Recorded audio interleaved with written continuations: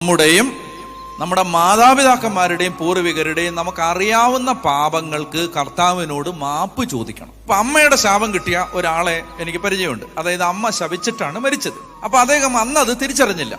അന്ന് അദ്ദേഹം അമ്മയോട് ചെയ്യുന്ന ക്രൂരത ഒരു നല്ല കാര്യമാണെന്ന് കരുതി ജീവിച്ച ആളാണ്. എന്നാൽ കാലാന്തരത്തിൽ അദ്ദേഹത്തിന് അമ്മയോട് ചെയ്ത തെറ്റിന്റെ ഗൗരവം ബോധ്യപ്പെടുകയും അതിനെക്കുറിച്ച് അദ്ദേഹം വളരെ അനുദപിക്കുകയും ചെയ്തപ്പോഴേക്കും അമ്മ ഇല്ലാണ്ടായി. അപ്പൊ അദ്ദേഹം ചെയ്തൊരു കാര്യം ഇതാണ്: അമ്മയുടെ കല്ലറയിൽ പോയി മുട്ടയിൽ നിന്ന് ആ കല്ലറയുടെ മുമ്പിൽ ഇങ്ങനെ തല വെച്ച് കരഞ്ഞ് അയാൾ അമ്മയോട് മാപ്പ് ചോദിക്കുമായിരുന്നു. എന്ന് പറഞ്ഞാല് നമ്മള് മാതാപിതാക്കന്മാർ മരിച്ചുപോയി, അപ്പൊ അതുകൊണ്ട് നമുക്ക് മരിച്ചുപോയി കഴിഞ്ഞാൽ ഇനി പ്രത്യേകിച്ചൊന്നും ചെയ്യാനില്ല, അവരോട് നേരിട്ട് പോയി ചോദിക്കാനൊന്നും പറ്റത്തില്ല, കുമ്പസാരിക്കണം. പ്ലസ് അദ്ദേഹം അമ്മയോട് മാപ്പ് ചോദിക്കുന്ന സൂചനയായിട്ട് കല്ലറയിൽ പോയി മാപ്പ് ചോദിക്കുമായിരുന്നു. മാതാപിതാക്കന്മാരുടെ അനുഗ്രഹം കിട്ടാതെ മാതാപിതാക്കന്മാർ മരിച്ചുപോയി, നിങ്ങൾ ചെയ്യണം, എന്ത് ചെയ്യണം?